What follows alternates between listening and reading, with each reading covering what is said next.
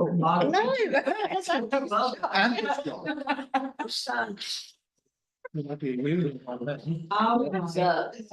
this book. Okay. Good evening. Thank you all for coming. Welcome to tonight's full council meeting.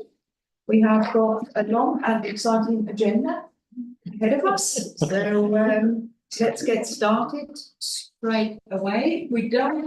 So we have three members of the public, at least so far, they're members of the public here. I don't think we have anybody who wishes to speak in the public session as such. So we go straight to apologies for absence, please. Okay, are we happy to accept those? Yeah. Okay, thank you. Are there any declarations of interest that we don't all already know about? No. Okay, in that case, next item, to agree as a correct record the minutes of the meeting of the full council meeting held on the 16th of September. Are we all happy to accept those? Yeah. Thank you. Great. Then to receive the minutes of the planning committee meetings held on the 19th of August and 23rd of September. Thank you, Mayor. I present for your attention the minutes of 19th of August and 23rd of September of the planning committee. Thank you. You're happy to receive those? Yeah. Item number 5, to receive the minute of the town centre and events committee meeting held on 22nd of July. I'm happy to present the minutes. I also like to thank Councillor Mari, Councillor Lucy Draper and the staff for all the work they did over the weekend for bonfire and the Green Safe. I think we can safely say they did all good as proud, and I'd like to record our thanks for that point in the minutes. We're happy to receive those minutes. Yeah. Okay, then to receive the minutes of the environment committee meeting held on 29th of July. And present the minutes of the environment committee meeting to 29th of July. And the recommendation to adopt a new biodiversity policy, which is Appendix A. So this has been discussed in environment committee, has been recommended, and I think we should therefore go to the vote to adopt the, so I think we take, do we need to propose and second that? Okay, I'm assuming you have proposed I'll it. propose it, yeah. I'll second it. Okay, seconded by councillor Draper. All those in favour, please. And that is unanimous. Thank you. Next item, to receive the minutes of the resources committee meeting held on the 2nd of September. Happy, if members are happy to accept the minutes of the 2nd of September. You all happy? Thank you very much. Okay, so that was nice and swift. Let's move on to the next item, which is a very important one. As we all know, we are expecting councillor Collins on screen. Have we? Okay, so we'll give her 30 seconds and then we'll move on. Probably trying to find a parking payment. What she's going to connect online. Yeah. Okay. Well, in that case, since she isn't here, she will not be able to vote anyway. So we will move on. As you all know, we have a casual vacancy on the town council. We have received applications from 3 members of the public who wish to join the town council. And we are going to make a decision on this tonight. I'll talk to you all very briefly for everybody's benefit, the process. We will be inviting the candidates to wait outside so that everybody is here, as an individual. We can then, they have the opportunity to make a short presentation or short speech if they wish. We have received the applications. We can then ask them questions. I would like to ask everybody that they keep these questions succinct and definitely as questions. If a question has already been asked, then I ask you not to ask it again, and everybody to only ask one question, please, because otherwise we could be here for a very long time. After that, our standing orders say that all our voting all our decisions are by a show of hand, so we will then be voting. So my apologies if that feels a little bit uncomfortable, because obviously only one of you will be voted in on this particular occasion. There will be no debate before that, so we will be going straight to a vote. If on the first vote, so everybody, I will be calling out the names of the candidates. In turn, everybody who wishes to vote for that particular candidate raises their hand. If one candidate receives more than 50% or more of the vote on the first round, that candidate is elected. If that isn't the case, the candidate with the least number of votes doesn't go into the second round, and we'll have a second round. And by that stage, we will have ourselves a new town councillor. At that stage, the newly co-opted town councillor will be invited to sign the papers of acceptance and can then join the rest of the meeting as a fully fledged town councillor. Okay, in that case, could I, we will be taking candidates in the order in which we have received the applications. So we're asking Mr. Tony Allen to stay with us at this moment and ask the other two candidates to kindly wait outside.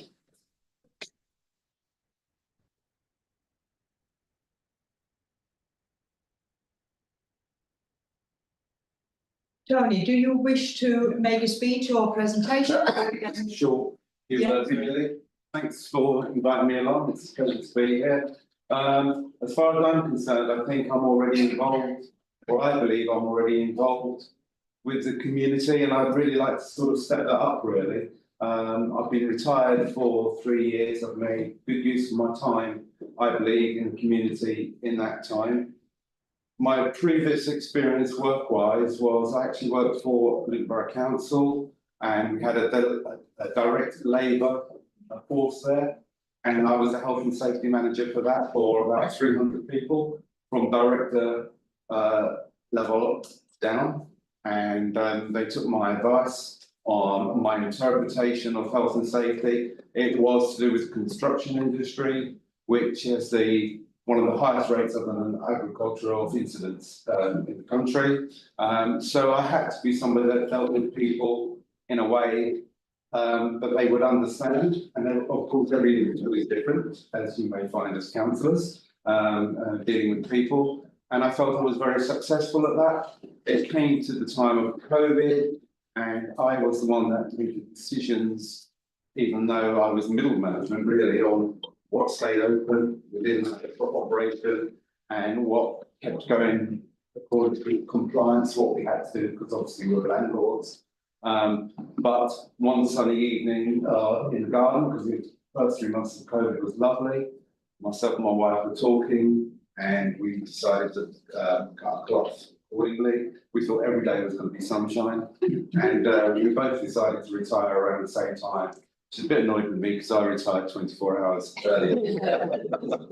She said that wasn't part of the deal. I've just got some notes on my phone, so I'm not playing with it, I'm just getting them up now. So I am used to dealing with people.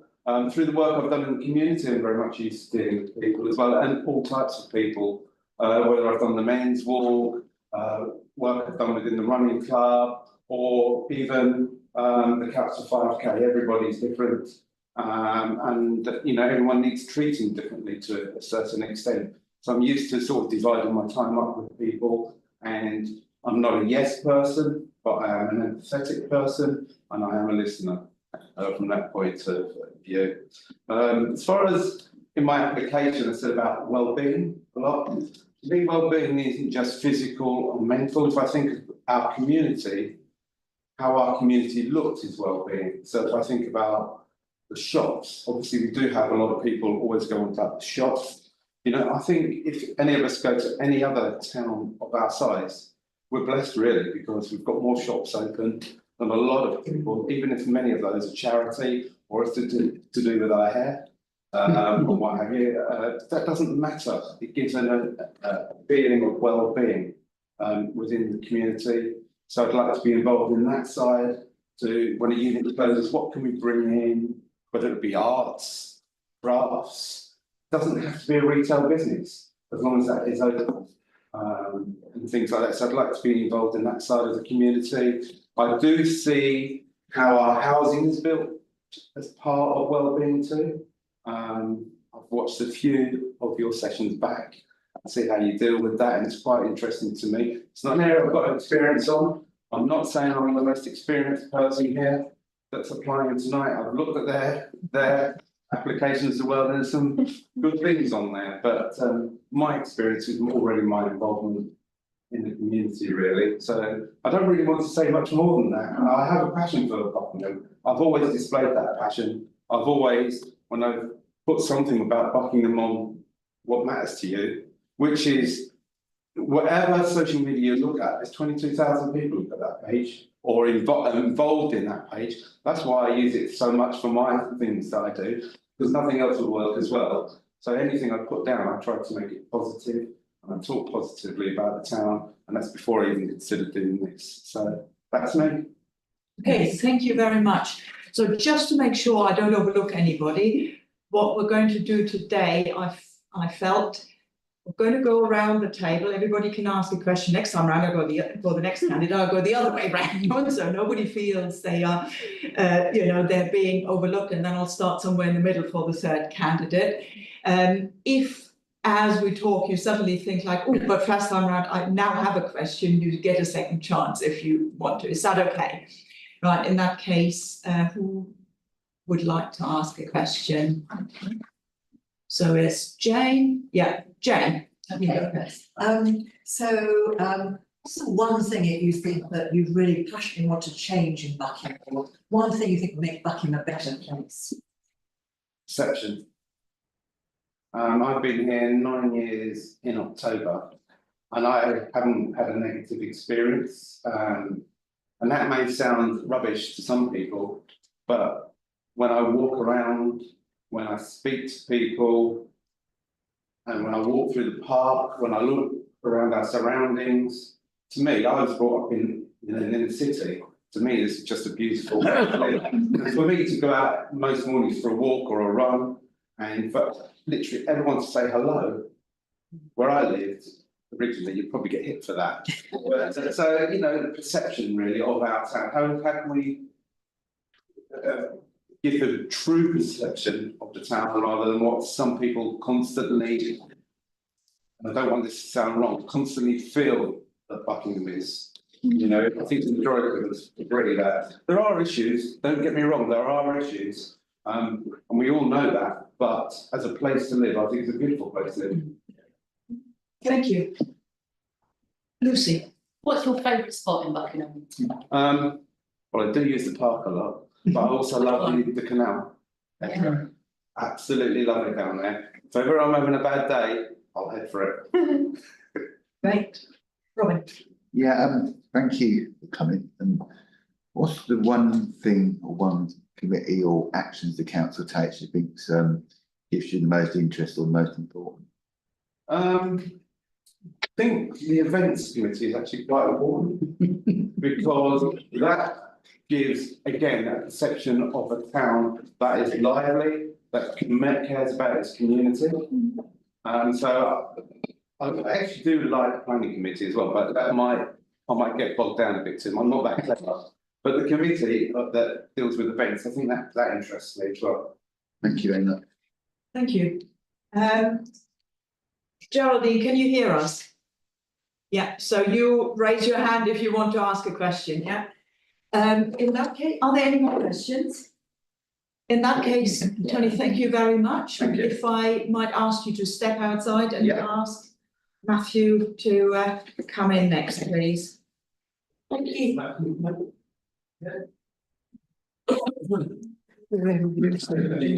Hello there.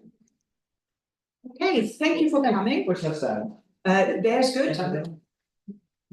Do you have a speech or some? Well, I haven't prepared a speech, I've not written anything down, I just just thinking most of the thing I said is in the application, family now, I've got 3 young children, living in the area, one going to Portland School. So I'm not particularly well, I'm familiar with the area, I've been here 3 years, and I've kind of checked myself in half-heartedly. I know the area fairly well in that short period of time. I haven't got the length of experience that either the other two candidates have in terms of life or, you know, public sector or anything like that. But I have started a business which was in 2013. So for the last 11 years, I've managed construction training business. We have 2 yards, which is in Berkshire, coming back and forth. We teach people to drive diggers and cranes and dumper trucks and things like that. So it's like a driving school, but for people that work in a construction environment. So my two sort of main pillars are construction and education, found in what given. So those are my skill sets. You know, I feel like managing money and investing and all that type of thing just comes with the territory of being an owner director. So that doesn't particularly faze me, but I'm quite good at speaking to people and getting better at people and trying to sort of arrange compromise and come to agreements, things like that. So I think those are the skill sets that I would be able to offer. Other than that, you know, why would I want to join the council? We're here, you know, we've got our roots down now as children in the school system. So what's that going to be? 18 plus years that we're going to be living in the town. So I'm thinking from a long-term perspective, I would like to have some say in how the town is going to be shaped, what the future of the town looks like, and perhaps I might be able to assist with that. So that's kind of my speech and why I've got. Thank you. So in this case, we're going this way around, so that's Howard's first. Assuming you were elected as councillor, which committees would you like to join? Well, to me, anything sort of planning, infrastructure, or education, those are the key aspects that I'm interested in. So, you know, I guess the planning side of it might be of interest. Whether there's any sort of subcommittees for the education, or maybe some roadworks or construction, something along those lines, I think play well to my strengths. Firstly, thank you for coming, and thank you for you was probably the same age I was when I first wandered out to this place, so good for you. Out of all the things the town council does for its committee's responsibilities, which is the one which you think is most interesting to you and the one that you actually think you can add something to? I think the way that the town is to be developed, you know, keeping the balance between overdevelopment and still keeping the sort of essential nature of the town, that's the most interest to me. I want it to have resources, facilities that every town needs without going too far the opposite way and losing the inherent nature of the town. That is most interesting. Okay. Thank you. Any further? John. You're obviously very busy now, with your business and everything else and children. Have you managed in the time you've been here to join any clubs or societies or groups that are kind of adding something to the town?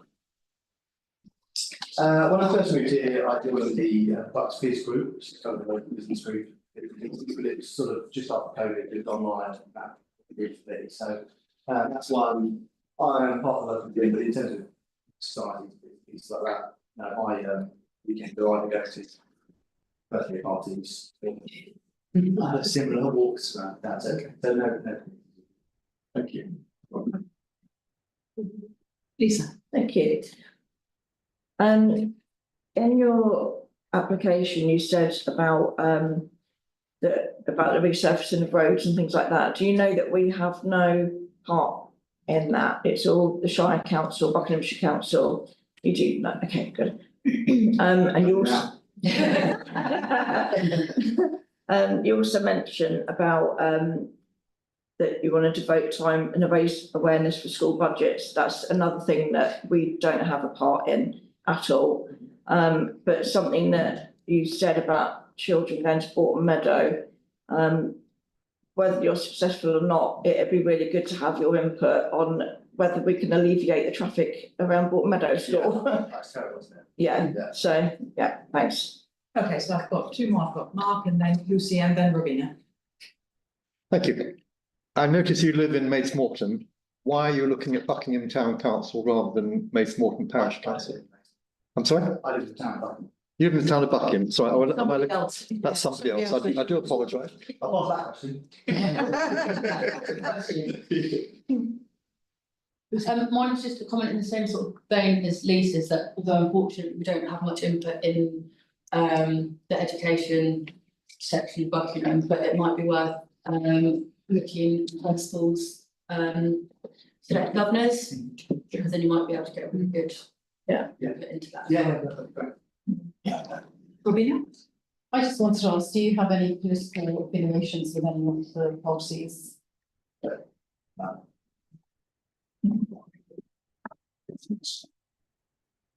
Okay.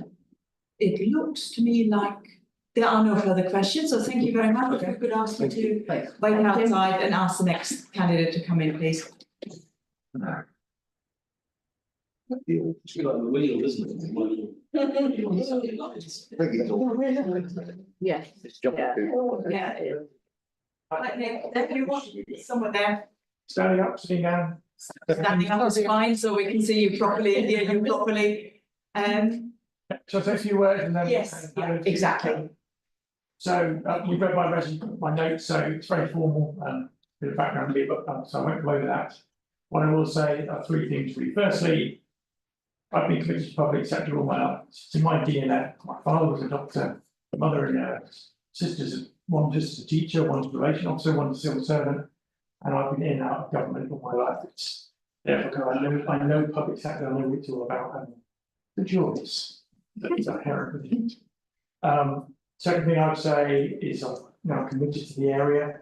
I moved up 11 years ago from UK, from London very much, to find a community and get a sense of community, and I very much feel that that's what we have here. I've just moved house from Chatmore to Mays Morton, and specifically on making that commitment. This is where I want to stay, and therefore I want to help council realise, I think, what is a real opportunity to build on the successes that I see you already achieving. Got some major opportunities with the new developments that are coming on stream and implications of that in terms of securing public services locally, but also an opportunity to help them generate or continue to generate the local economy. And finally, just say, I don't know if this is the role for me. I don't know if you know that I'm the right person for this role. All I do know is I have skills that are entirely relevant to the role. In terms of my finance background, knowledge of government, and what I say is a very pragmatic and consensual way of working with others. Okay, thank you. John? You've been here 9 years. Yeah. What sort of clubs, associations, societies, groups have you joined that are sort of doing things for the town? I haven't done a lot until the last couple of years, to be frank, because I had a career that was quite international. But I got the Buckingham Chorus Society. I've joined Milton Keynes Gallery, and I'm looking now. I'm just about to retire, take early retirement, and I'm looking therefore to build on that as I go forward. I have supported things like the Literary Festival, the Music Festival, and the like as an attendee, but not as an organiser. I'm keen down to take the opportunity, I guess, to get more involved. Thank you. Howard, next. Obviously, we don't have a huge amount of antisocial behaviour, but we do have some. What do you think is the main cause of antisocial behaviour in youngsters? So don't call it a lot of work with youth justice. Yeah, no, that's why I asked the question.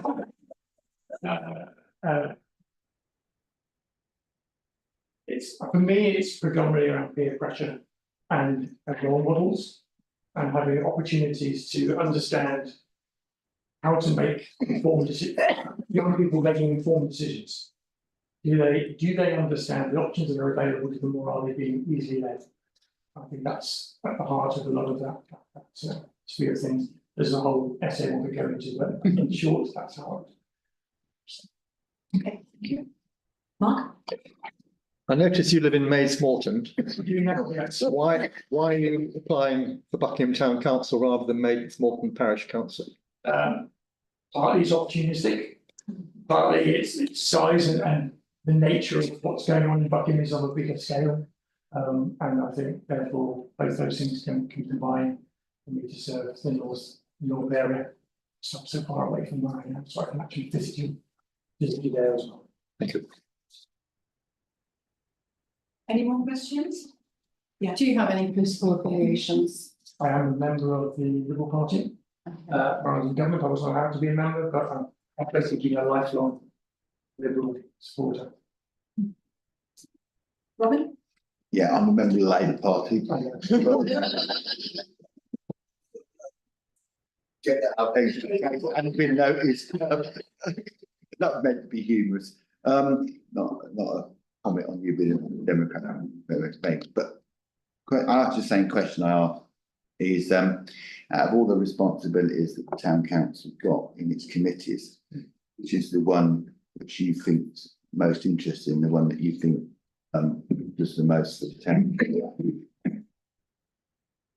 I'm a finance guy as well, but I would say it's around resources and management resources and the opportunity, the later resolution around stimulating the local economy. I think those are the ones that I'm probably feel most immediately able to impact. Thanks very much. Sort of following on from that, I mean, how do you see Buckingham? What do you see the potentials in Buckingham? Now you've had a chance to look. Well, you've got that, I mean, you've got history of the place, the fact there are so many different groups. What I like about the events you do that I've done are very much bring the community as a whole. You've got then the university support, like to show us up at the Stoke Twilights exhibition. Well, I wasn't at the fireworks on Saturday, I was there. So it's the fact that there's so much richness in the area and opportunity to exploit it. My question mark, I guess, is can we do more, particularly trying to engage local developers, because they need a thriving town and a town economy. Can you stimulate that working with developers in a way that perhaps we haven't seen before? It seems a bit of them and us relationship. Can we bring them into the fold a bit more to help them stimulate? Thank you. Thank you. If we could ask you, I'm just thinking that maybe it's better if we ask the candidates to wait outside, so you don't have to have the embarrassment of doing this, right? Okay. So if you would do that, and then we'll take it. They can check out later. Of course they can, but it's a bit awkward if you're sitting right next to it, yeah. Right, just a comment really, is it worth drawing to all three candidates' attention that there will be elections in May, so if they're not successful now, they have another opportunity then? Thank you for saying that, I was meaning to do that, so I think that is, yeah. If they've done a homework, they would know that. Yeah. They should probably know this, but it can't do any harm to say it again, I will. In that case, can we vote again in the same order? All those who are in favour of co-opting Tony Allen? It's 1, 2, 3, 4, 5, 6, 7. Sorry, no, just keep your hands up. Keep your hands up. You got that. That's 7. Is that 50% of the vote? No, it's not. Okay. All those in favour of co-opting Matthew Durant? It's 2. And those in favour of co-opting Nick Jackson? 1, 2, 3, 4. Any abstentions? They're not here tonight. Okay, I think let's just, Well, mathematically, Just it's that clear. one that you said. yeah. It's 50. Yeah. It's good, yeah, so he has been co-opted, we'll ask them all to come in and let them know.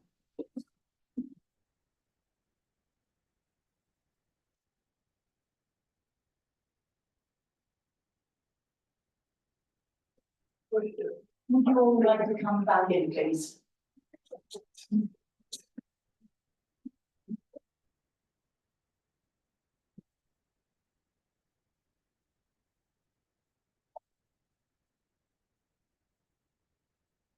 So I'd like to start by thanking all 3 of you for putting yourselves forward.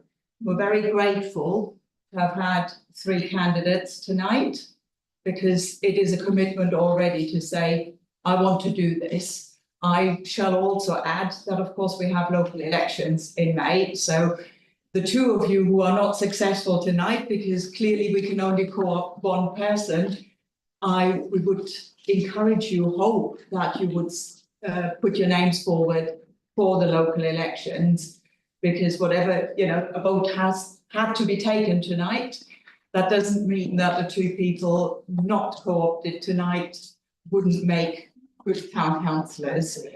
The person who has been co-opted is Mr. Tony Allen. Thank you. Thank you. Can I stay now? And you get to stay. Oh, I will say that you can stay as well if you wish. If you want to observe how we do these things and see whether this is something you even want to consider in the future. That should be very fun. Yeah, we need to get Tony to sign the papers and we'll give the town clerk and him a moment to do that. Gee. Start again.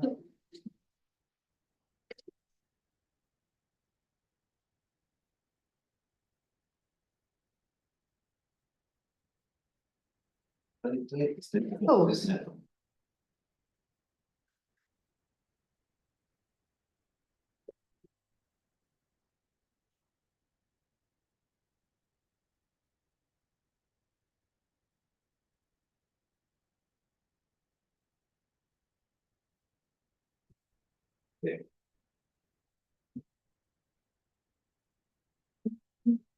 I'm gonna be quite exactly like, let them know, I want to say.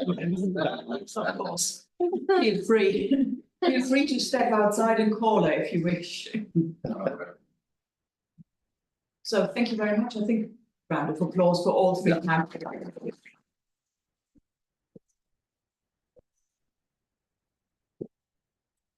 So this important business and actually very good business, it's good that we've been able to co-opt somebody tonight. It's good that we have people who are interested in joining the town council. It's a very good thing for the council. So let's move on to the next items on the agenda. We have item number 9. We have a motion from Councillor Harvey. Good evening, everybody. Obviously, we all know that the parking charges have changed recently, and they now extend up to 7 o'clock in the evening. And we ordinarily start our meetings obviously at 7 o'clock in the evening as well. So this is simply a pragmatic response to that change. That's a very significant change, not just to us, but to the whole town. We're all well aware. That we can start a bit later to allow people, if they need to drive, I know not everyone drives, obviously I walk there and else. But if people need to drive, and that could include members of the public as well. We want to come and present something to us like that. That gives them the chance to get here and park for free and not have to incur a charge in order to get the meeting started at 7 o'clock. So it's a pragmatic change. I'm still advocating that we try and finish around 9 o'clock as we have done in the past, and that we still put together to 10 o'clock as well. So I put a little bit of burning in there as well, of course. I appreciate that, and I'm happy to withdraw that if necessary. I just want to get the business done. I just think it makes sense if we start the meeting at 7:15 rather than 7. And I do appreciate that's a big change for us. We've always started at 7 until now and so on, everything else, but it seems to make sense, but there we go. Thank you. Does somebody wish to second that? I'll second it. Okay, seconded. Okay, Councillor Davies. Yes. Thank you, Mayor. So the law, as it stands for car parking, is that there has to be a 10-minute grace period given by parking enforcement officers. Therefore, if you park at 7 to 7, they can't give you a ticket. So I would oppose this change to our meeting schedule. Okay. Councillor Flanagan, you. No, that's fine. Councillor Cole. Thank you, Mayor. Yes, I would have to speak against this as far as when we have a double header meeting, we have interim and planning the same night. There's no way we could get through that business by 10 o'clock. We start later. I would, the other committees, other council meetings, I'm not so worried about, but that one for me would be a non-starter, and it's not fair on the staff to keep there later and later. Yeah. Councillor Sutchbury. Firstly, I thank John for raising the issue. Now I realise the law sees the issue. the motion rather doesn't have the effect that I hoped it perhaps would do. So I wouldn't support it. Also, it denied me 10 minutes of talking, and I couldn't possibly support that, John. You know, not that I ever like not to say anything, but you know, 10 minutes of talking, you know, you can't have my agreement on that. But anyway, thank you for putting it through. I think you're raising the right issues, and I think, you know, I won't support it, but I think you're raising the right issues, John. Yeah. I actually completely agree with the sentiments that John has expressed. And it's not that our ward councillors haven't tried to do something about it. I wrote recently, supported by other unitary councillors, to the person responsible for parking services, the service director. I copied in the leader of the council, saying how much we oppose what is going on here. And I haven't had a response yet, which is not surprising.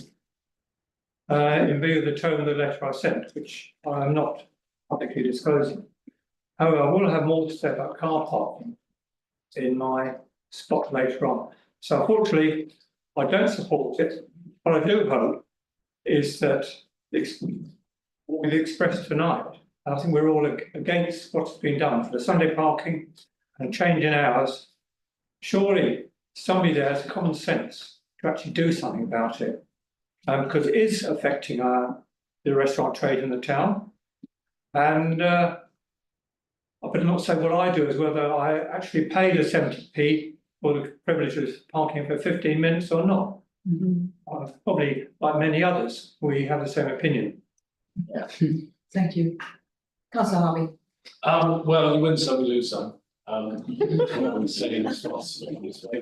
But I understand that, and in 10 minutes, I think I would say, picking up what Councillor Davis said, I think we ought to let people know that. So I think somehow, if people are in touch with us and want to come along to a meeting, I think we should be advising them, say, if you need to park before 7 o'clock, you do know that there is a 10 minute, I would say 10 years. A 10-minute grace period, so just be aware of that. So I don't know this word, but I think I'm trying to withdraw the motion based on what people have said. So I'll withdraw the motion, send to my secretary, if that's all right. That's fine, but he can bring it back once one of the councillors gets the. Yeah, I'll hold that in effect so they can see. I just want to say the main people we need to let know about the tenant is probably the parking inspectors. Yes. Very good point. Good point. Yeah. I haven't had a chance to fact check this. I would say very quickly, we were suggesting it applies to private parking and not necessarily council. So I haven't checked. No, it doesn't. Sorry, Clark, it's only just come in for private parking. It's been for quite some time for council parking. Doesn't matter, I haven't checked. Okay, I think we Move on. yes, we can move on. Yeah. If that is okay, so let's move on to item number 10, and that's you again. Yeah, well, I'll bring this one at home. We'll see. I guess I was reflecting the other day that, I mean, we were the first, and I think still the only council in the Shire that has recognises and does something in support of Holocaust Memorial Day at the end of January. And that's something I think I'm particularly proud of. It was an initiative by Councillor Gill, and she was still with us, and we're continuing with it. I think we might have missed a year because of COVID, I can't quite remember, but certainly there's one plan for January. The problem with that, though, I think, is that might make us think that we've done our bit in terms of commemorating and acting, because it is about looking forward, not just looking back. Holocaust Memorial Day, and thinking about what should we be doing throughout the year to be cognizant and commemorative, if you like, of it is, you know, the work that we're doing isn't just for January 27th. It's for all the days of the year. So I went on the website and I found, and I've linked it there, the 10 stages of genocide of what happens in places, in countries, and so on around the world, which have been researched and clarified as to what things to look out for. So I took those 10 stages and turned them into actions that I would hope that we would all be able to commit to. Some of them are blindingly obvious, of course, so they should be, but sometimes I do fear that to respect everybody is somehow a woke radical act. It's not, it's a human act to respect and love people for who they are, no matter what they are, regardless of any attribute that they might have about themselves. So that's just the first one, and the others obviously follow on from that and reflect. If you have a chance to see, you can see they directly reflect the 10 points on the more side. So I'm asking this evening for us to pass this motion, and just for us all personally, and I know I can't command people, I'm not asking you to do stuff, we've had discussions about that in the past, but I think we should all be committed to doing everything we can in all of what we do to think about the horrors of the past, genocides and the Holocaust and so on, but also about the horrors that are happening and could be happening, in the future. I just think that's really important. And although we're a small town council, a little dot on the planet, that's a dot in the size of the universe, I think it's something we can do. And I think we're able to do that. Thank you. I'll second that. Okay, seconded by Councillor Ahmed. Councillor Draper, I think you had your hand up. Yeah, I just wanted to say thank you, John, for phrasing those 10 stages the way you did. I think you did a really good job with that. And like I say, it should just be common sense to all of us. And I would hope that we do all of those 10 stages in our day-to-day lives anyway.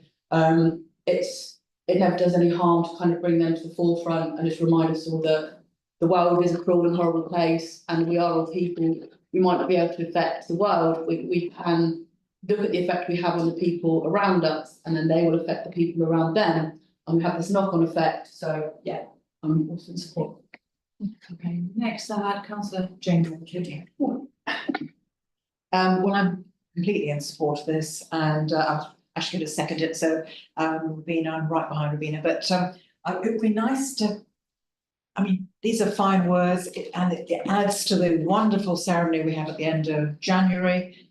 But it would be nice to think of something, I don't know, practical that we could do during the year, just to, make sure that people think about this or talk about this, because given the events of the world as it is at the moment, it would be just nicer to have something more than just the 10 words. I don't know what we can do about it, but I just commend it to this council. And if people have got any ideas for how to bring this alive a bit more during the year, I would be very grateful. Councillor Howard, would you? Very easy to take democracy granted. And I think a lot of us do that because we live in quite a secure country here. But when you travel overseas and you actually see the situation and how democracies, or what is called democracy, is manipulated, you realise how lucky we are. And also when you travel to places where genocide has been committed, I travelled from Vietnam to Cambodia. Most people fly, but we didn't fly. And you suddenly see the change in scenery, and you go and visit the memorial to all the people who died. And then you realise that one of the biggest perpetrators was a maths teacher, and was Dutch, and he got life imprisonment in the end.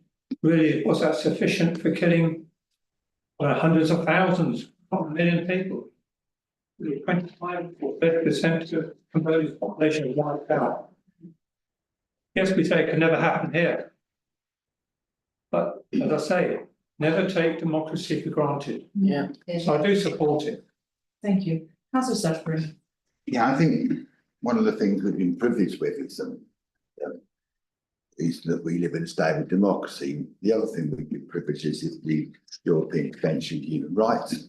which is a major aspect why we've got a stable, solid, democratic, accountable and free society that we live in today.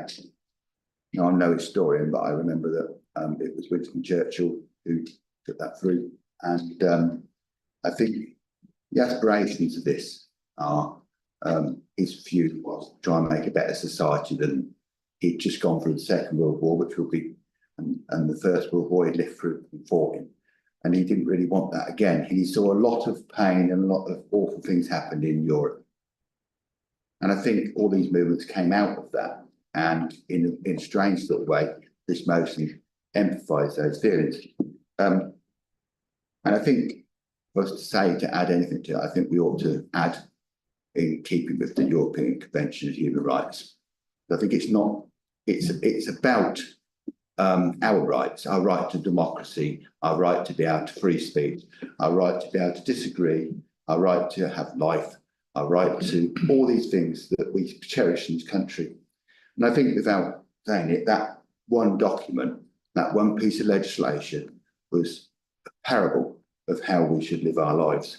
And from that, if we hadn't had that document and we hadn't had that part, we'd have never got to the Holocaust Memorial in the first place, because someone would have said it's against, we haven't got a constitution in this country and it would have been against it. So if John was willing to add that into it as a principle, I think it can never be said enough. And it is the bedrock of what our stable and social democracy is. Thank you. Is that an amendment? It's just an amendment. I don't know whether John's happy to add that in.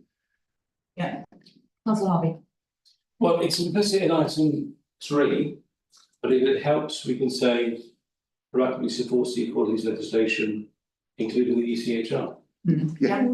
Okay, in that case, I think if you're happy to accept it, we probably don't need to vote on the amendment. We still need to vote on the amendment, so we've had an amendment, it's been in a way accepted, so we can vote straight forward. Are we happy with this amendment? Those in favour, please raise your hands.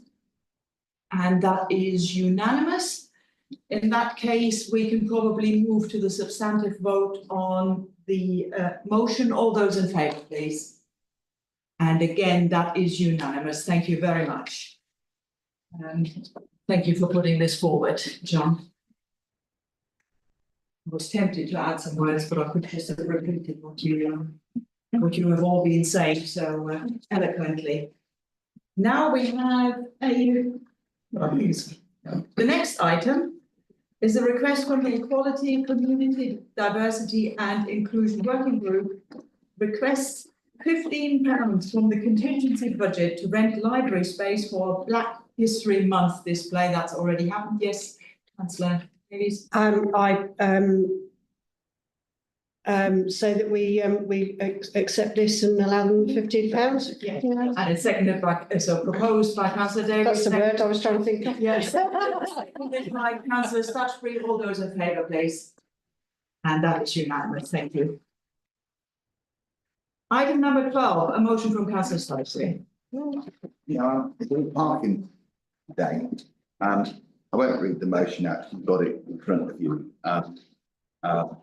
The very simple task is to say, those of us who know the information, because we were part of those discussions around parking, and those of us who live in the community in both north and south and the east and west, we are aware that parking is going to become a considerable question and going to wreck community integration. And the reason the second part is because I believe that such reports should be produced independently. And the great thing about employing officers is they produce independent documents. They can be presented to the council as a mere fact rather than, I've got quite good opinions, you might not accept my documents, and it comes unvetted. The other thing is, what I will say is that last time round, what happened is that the whole Western Avenue ended up being cluttered with cars. From the bottom of Western Avenue to the top of Western Avenue, because car parking not free. In brief, in those days there was we managed to convince the powers to be, which was then the district council before Buckinghamshire Council came into being. And they took on board our discussions and removed parking charges from Western Avenue and what was the football club. Football club is no longer in the all parking order, that's a separate piece of information. But I do think that the residents of Western Avenue's lives will become immensely challenged. And also, it did give opportunity for people to work in the town who don't earn massive wages in the shops. And it did give some free parking. And there's enough churn in the other car park for them to have enough money for the residents. So I hope the principle of it's accepted. And the bit about the offices is because I don't think it's appropriate for councillors to write reports. It's only appropriate for officers to write reports, and I can go into later if anyone wants to ask how that can be done. And it's then to make the decision at the next meeting based upon the evidence, rather than just what I've just said here, which is the opinion about the facts. You can have the facts and then make a decision based on the knowledge and the facts within that report. And then we can try to, at that point, if agreement is sought, try and move the dial a little bit towards one part of it that we may be able to, because the President predicts that it happened before, in the favour of the residents of Western Avenue and the people who work in the town.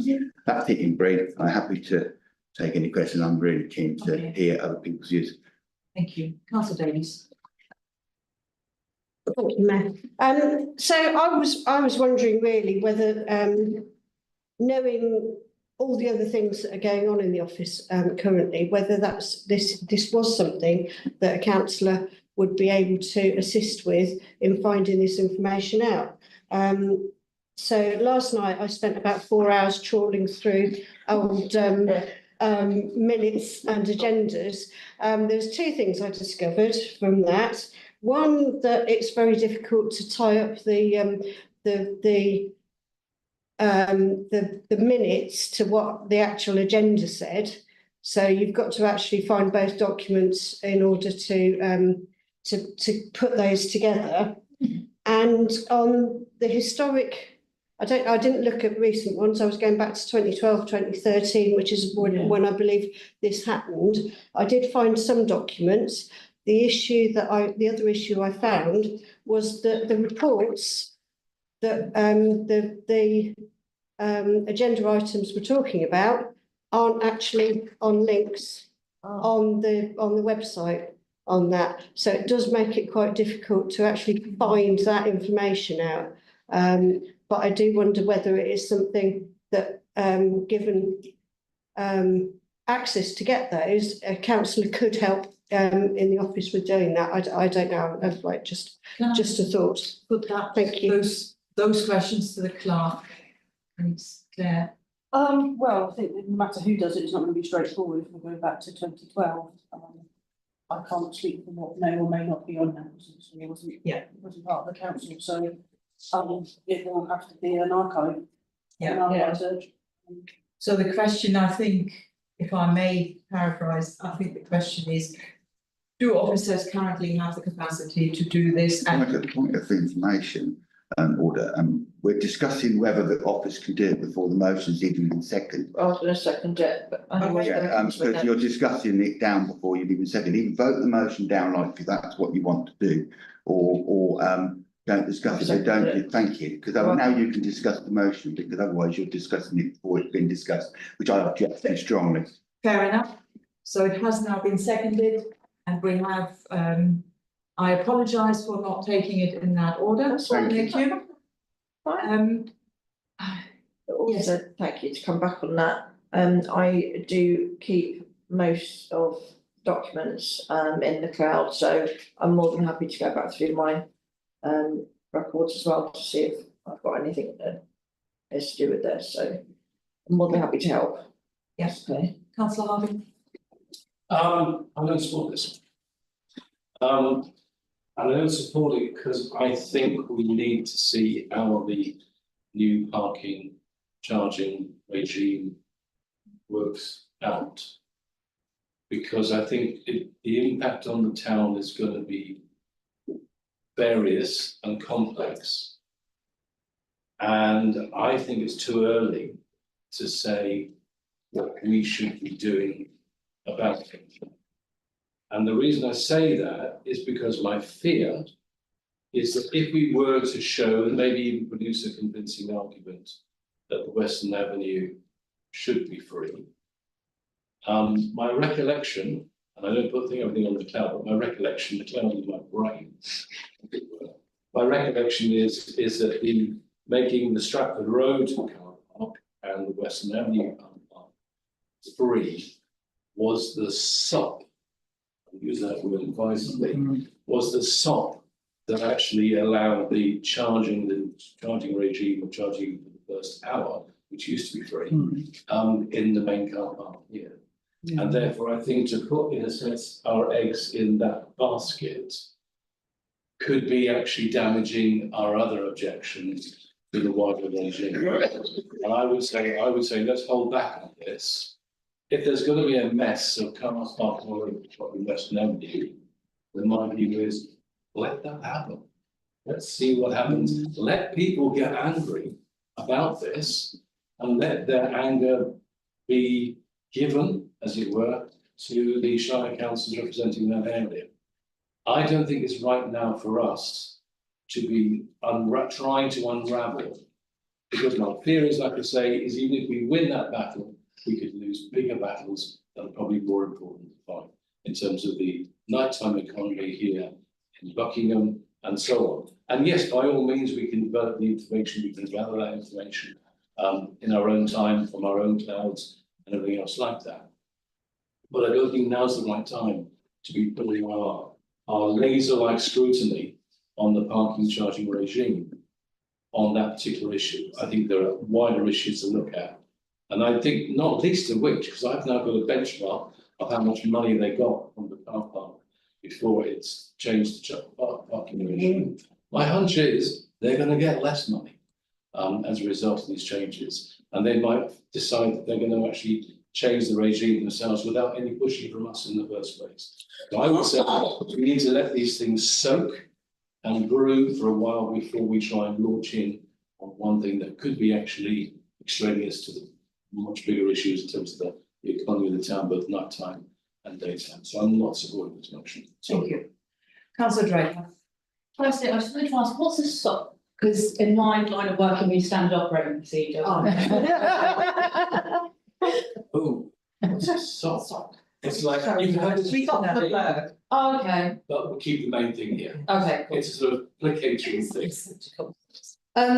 I agree with the motion, I support the motion, but sort of on the proviso that there's some councillor input to not only, as Councillor Daly said, it's a really difficult system to get into and look for stuff, as I've previously tried and given up in the past.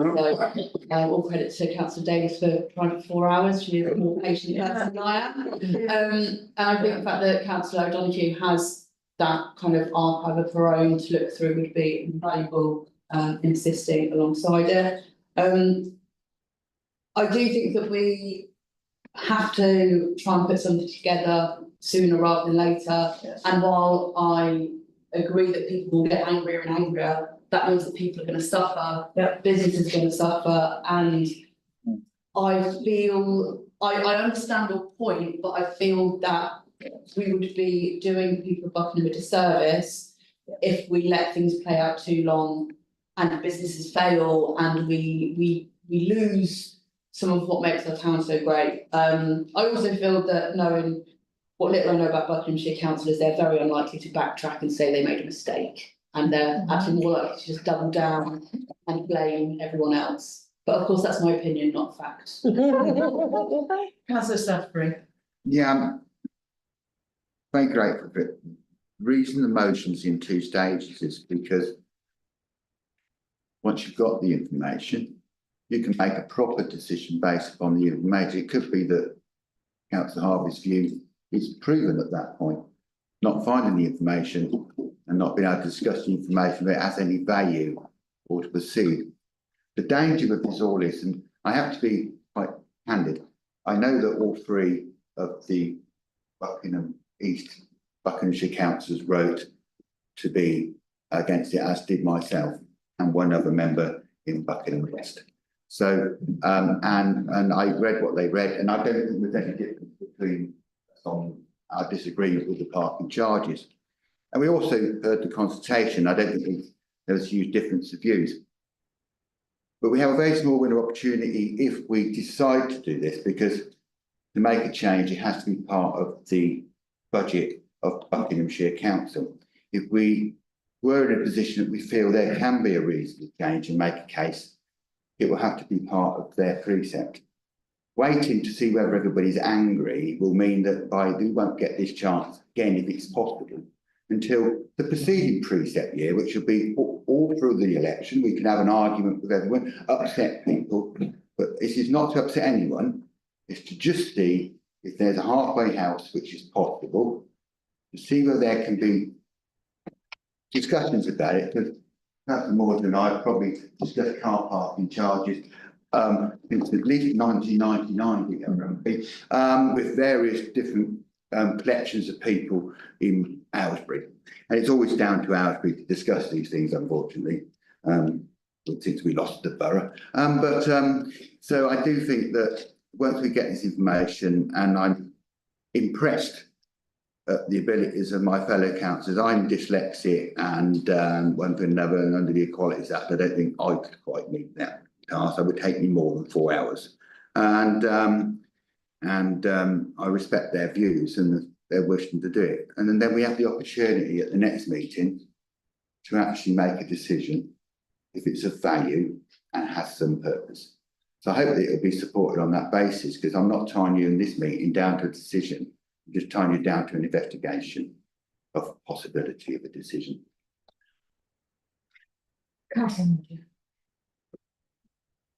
Well, I do remember the discussions about why we had free car parking at the football club and Western Avenue. And that's when parking charges were introduced.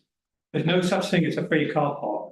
Somebody has to pay for the cost of maintaining it. They have to pay for the cost of somebody going around checking on the tickets. So there is a cost involved.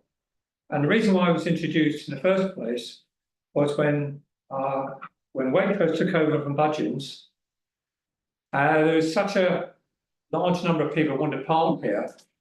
Not only wanted to shop in Waitrose, but people who work in the town as well and work in Waitrose, people could not park in the car park. So I and other people used to drive around the car park looking for somewhere to park, and we couldn't. Because at the end of the day, if somebody's not going to pay 70p for 3 hours, they're not going to spend much money in the shops because they can't afford to. This business about we're going to go in Milton Keynes, it's going to cost you, you're not going to get very far on 70p.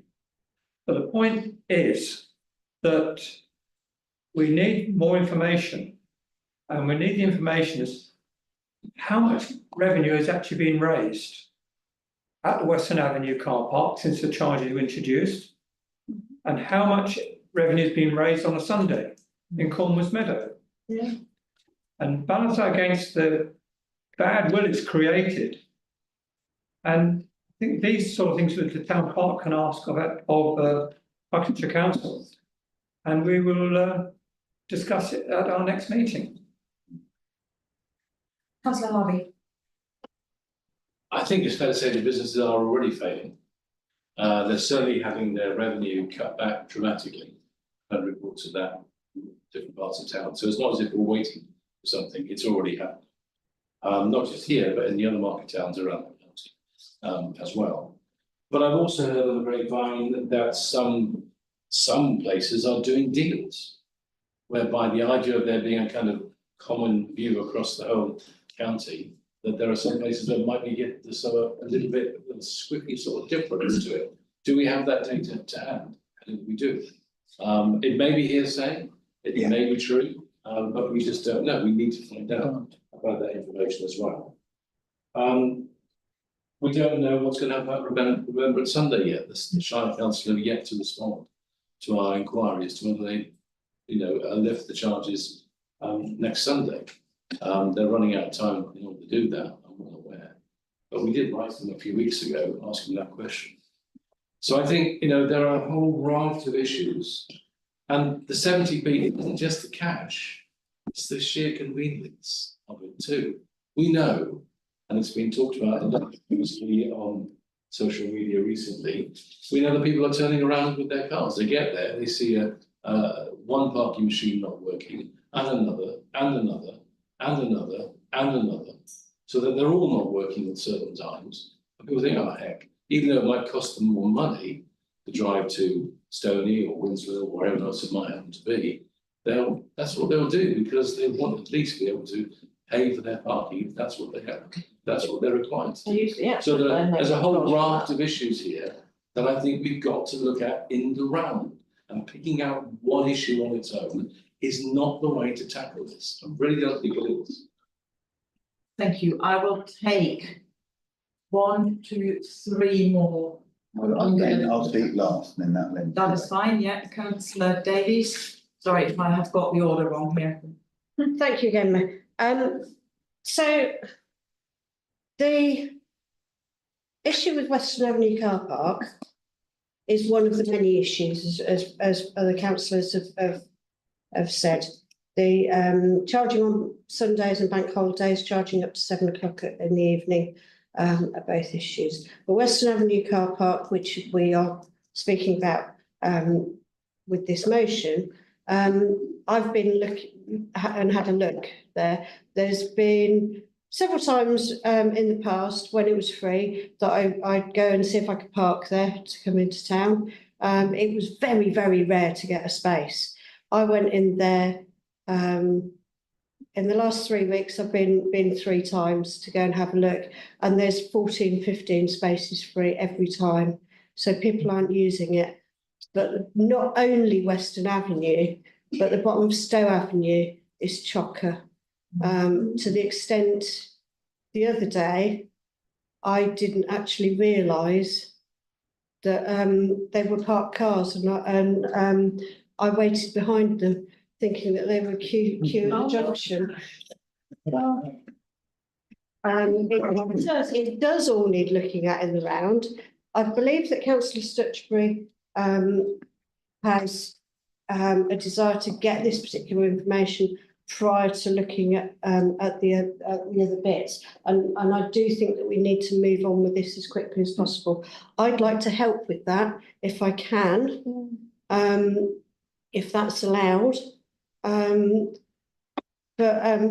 Yeah, that's it basically. Okay. Councillor Draper. Oh no, I retracted mine because it was just a rant. Thank you. Councillor Stutchbury. Thank you for the conversation. Yes, I've questioned this in Buckinghamshire Council, colleagues here. I've been to back cabinet, I've been to the fine, I was even sat in the meeting, questioned this when they were putting this in the budget. And I've questioned it all times in Buckinghamshire Council. The answers I'm getting on it don't ring true to me, they don't resonate. But I do live in Buckingham, and I can't deal with all of Buckinghamshire at one time, and I have to think what I've learned, and this motion is just an exploratory look at it.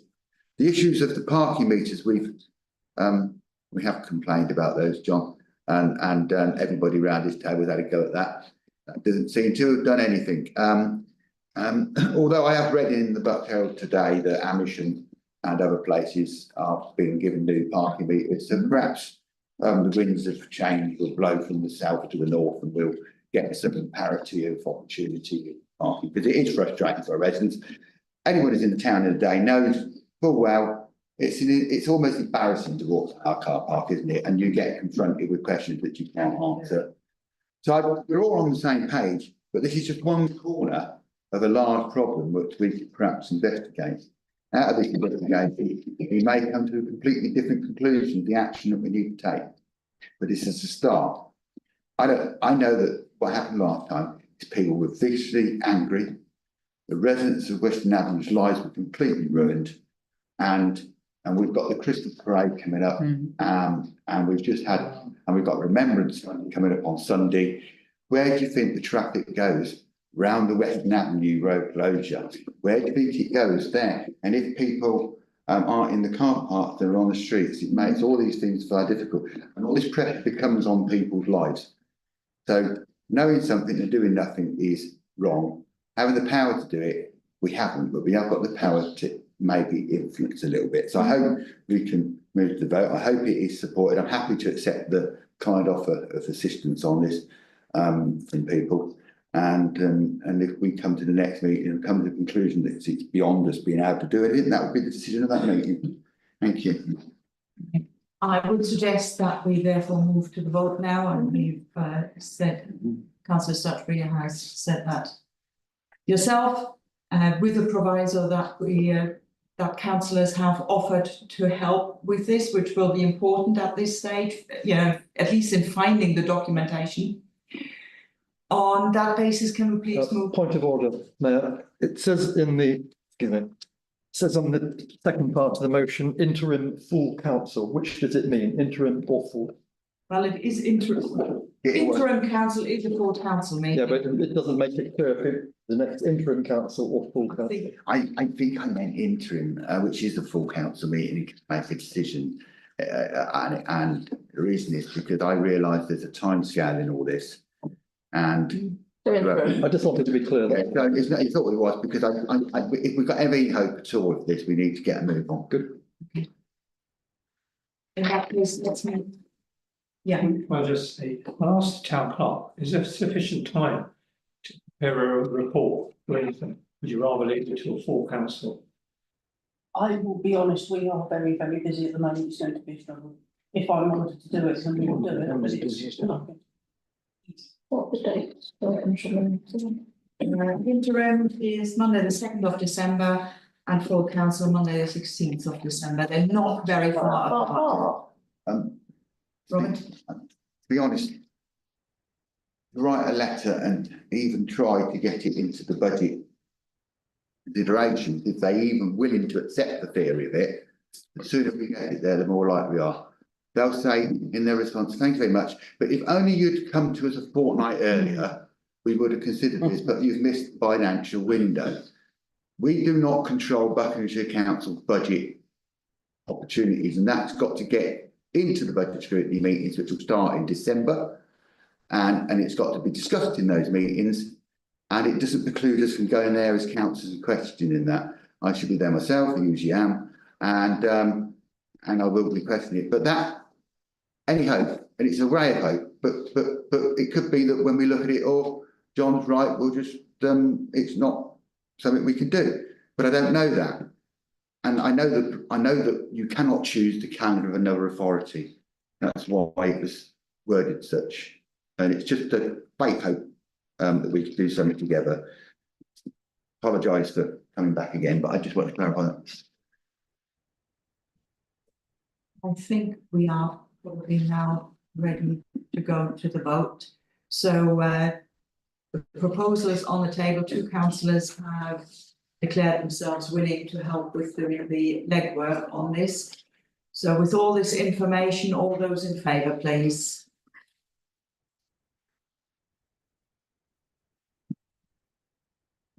Not sure. You can abstain if you want. No, go for it. Okay, so that is, yeah, anybody against? That's 2 again, 3 against, abstentions. That's myself. Just for once, I don't know which way to jump.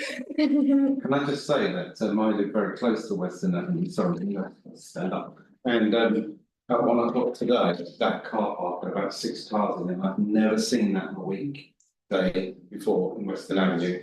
And Western Avenue was pretty much full of cars. Thank you for that. Just for future reference, we normally try and speak before we take the vote, so. But you're completely, I think there are people who are really new to the council, we are having to stretch that a little bit. That was his maiden speech. Watch back on YouTube tomorrow. Okay, thank you for that. Moving forward to agenda item number 13, we have a report. 13. Oh, sorry, yeah, 13. We're just done 12. No, let's not do 12 again. Go on. I'd skip to. We can try and get ourselves in a bigger muddle. What side? You're trying to confuse me. Yeah. Item number 13, to receive a report from the estates manager on the cemetery tendering process. Claire, say anything, because obviously the estate manager is not here. As you are all aware, we are getting closer and closer to moving the cemetery project forward. One of the things we have to do is go out to tender for this, which is an extremely complicated project. We have looked within the office and we simply do not have the specialist skills required to evaluate these tenders professionally. It needs quantity surveyors to do that and make sure that they are going to not fail and that they are good, well-grounded, good, well-grounded, worthwhile tenders that we have to proceed with.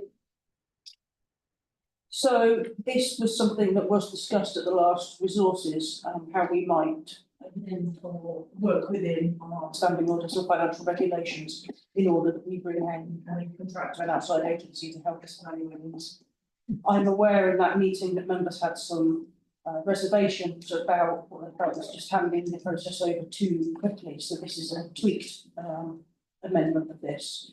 So the change will be, we will set up a specific tender email box which will be held by myself and not opened until the specified date on the tender, at which point I will invite the mayor or the deputy mayor if the mayor is unavailable, and we will open the tender emails between us. Count them, make a note of whose they are. We will make no attempt to grade them because that would be considered a free filter and we can't do that. We will certainly know what we've got, make sure that they are legitimate. We won't grade them, we'll make sure that they're actually legitimate tender. And once we've done that, we will then go through the process, which was the one that we've been through resources. I think we'll go to a quantity surveyor who's been quantity surveying our part of some contracted by our contractor. So that's complicated. I'll move to questions. Okay. Councillor Davies. Thank you, Claire, and thank you, Lee, for the report. I propose that we accept the proposal. Yeah, and seconded by Councillor Mahi. Yes, Councillor Sutton. Thank you for amending it. Principle at the meeting was not against the work, it was I'm worried about governance and about our decision making as council. So thank you for that. I'm going to vote to support it. I always think something we need to discuss about if we close tenders and open tenders, something we need to discuss somewhere else. One of the advantages of being a councillor is sometimes your experiences in life gives you experience about a business or about something which doesn't come to the person doing it. I'm not sure that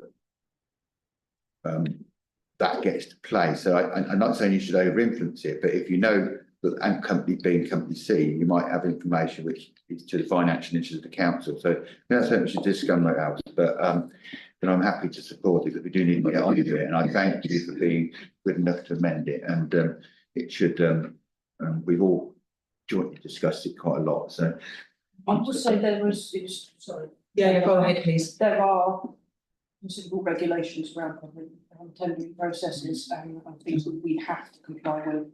So this whole procedure is to make sure that we are compliant. I will emphasise 100% that it's all brought back to full council. The decision will be that of full council. It will just be advised by. Yeah. Okay. Yes. Thank you. Let's move all those in favour, please. And that is unanimous. Thank you very much. Okay, we're making good progress here. Excellent. Number 14, Town Centre Regeneration Funding to receive a report from the Town Centre and External Services Manager. Yes, please. I'm sure that you will probably remember the detail of this, so I won't go too far back, but we have been working with the community board in order to look at a town centre regeneration project. Some money was very kindly made available And one of the things that happened is we had a scoping project, there was various recommendations made by one of the consultants, which is again all deep into this council, so I won't go back over the detail of it. Council voted to have a look at it against the neighbourhood plan, which we have done, spoken to Sheena. There's £11,000 just over there available. There's nothing realistically within the neighbourhood plan that is likely to come in under that 11,000. So I've met with the officer responsible for the community board.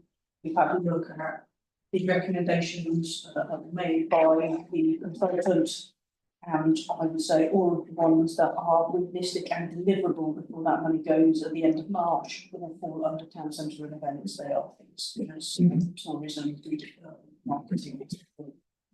Therefore, my recommendation is that the council, because at the moment it's a full council project, that the full council delegate that £11,171.53 to the town centre and events committee, then delegated authority to decide how to spend it. Councillor Davies. I would support this, and I'd like to propose Second that. Yeah, second that. Yeah, Councillor Secretary. I think we'll use the money very well. I also think that it's worth mentioning while we're discussing this, because we do the town centre, we do the discussing the economy with the town centre manager, we do tourist information, and we do liaise with everyone we're there. And we took so many decisions to get to that point where we had these people in place to actually do all those conversations. And we also discussed with anyone else. So I think the committee will look at it. I presume it will go to the next meeting with a report on recommendations, so we can get on and make the decisions. The members very happy to have, because of the rules of the council joining committees. I'm not sure how that will work, but any member who come on, welcome, and because it's about our town, our community, and how we spend that money. It did come from the community board, and we spent a fair portion of it already, and I was the chairman of the community board, so but you know, you've not spoken, be quiet. All right, it's not got to raise the interest. Sorry, I didn't mean to do that to you. Just a matter of being courteous, really. Yeah, so we will discuss it then. Okay, thank you. I don't actually think that you do need to declare interest on this one, because it's already in our purview. I believe we can move to the vote on this one. All those in favour, please. And again, that is unanimous with an abstention from councillor. It's not unanimous. All in favour, an abstention from councillor Howard Mordew. And did you want to abstain as well, John? Or... No, I thought you were voting again, but no, it's all right. No, we're not voting again. Thank you. Just in case. That's in America. That's America, John. Just in case it's needed. Okay, so that is carried. Thank you very much. We now have item number 15, the old jail roof, to receive a report from the town clerk. I've met with the chair of the old jail, and I know members are aware that the Blackhawk is broken and hasn't been fixed. I thought I'd just give you an update as to why. The glass roof that goes over the exercise yard is the only way to access that Blackhawk. The old jail have looked at options to replace the flagpole, get it fixed, and been told by those companies that they wanted confirmation that the roof was safe to stand on. To which they have gone to speak to the architect and the glass manufacturer, advised me that neither of them are prepared to say that it is safe for them to stand on. And therefore, we can't access it. We can't send our team up there to shuffle across it to put the flag up and down. And also, there's obviously quite a long, however, future issue for them. They are looking towards securing a substantial heritage grant to replace the roof as a whole, looking at lots of options as to whether or not it would be glass or actually put a roof in there. There are other issues with the roof as well that they might look to try and get a whole job lot of money towards. They are not asking us for anything at this time, though I know they're speaking to the chair of the community board about some options for getting some funding towards they need some architectural help in order to be able to put their bid together. But what they will probably ask us for in the new year is a letter of support. In support of their application to the Heritage Lottery Grant. So that's basically what it is. It's just an update, not asking for any decisions and they're not asking for any money or anything. I know some of the members have been asking me questions about, so I thought I'd mention them that we are. Yeah. That's all I do. We'll talk about the flagpole, just give you a history lesson, how it came to be there. And when I was mayor and the Old Jail Trust took over the Old Jail, they wanted to refurbish it. At one time there had been 6 flagpoles on the Old Jail, which I thought was about over the top. And the chairman then, Clive Birch, who is now, I believe, 100 years old, whether the town council could help. And I thought, well, we can't help with the costs of refurbishing the Old Jail, but we could perhaps pay the cost of one flagpole, providing you always flew the town flag from it. And that was the agreement, that they must fly the town flag. The only problem was there was no town flag. So we approached King of Arms, and he said that Buckingham was so old, it didn't have any design registered. And the design we had, which is that one up there, with a chain on it, we could not use because it's too similar to the Buckingham Council one then. So I designed a new one, which is the one that's on your left, which is that one, and that was accepted by the College of Arms, and that's why we use that now. So I don't think it's a written agreement. It was an agreement, but I don't think I want to implement that they must fly town flag. However, I personally, and maybe through other things I'm connected with, might be able to help them, because I think it's sad, because I used to see many tourists taking a picture of the flag flying, and it's one of those things about Buckingham. And I'll just carry on my little way, trying to support the Old Jail, get their flag pole. Thank you, Councillor Draper. Just a slight tangent, but what about on the Remembrance Day parade, will we be able to fly the Union flag? No chairs. No, so you can't have those. You can't put that. Councillor Harvey? My only question is, how were flags raised 26 years ago? Yeah. If you want me to answer one, I believe in the wind, and the Stormington had it snapped at the top, and the halyards aren't there anymore, and we have to decide what sort of flagpole we want, whether it's an internal or. No, sorry, you're missing the point, Howard. There wasn't a glass roof there 25. No, that's right.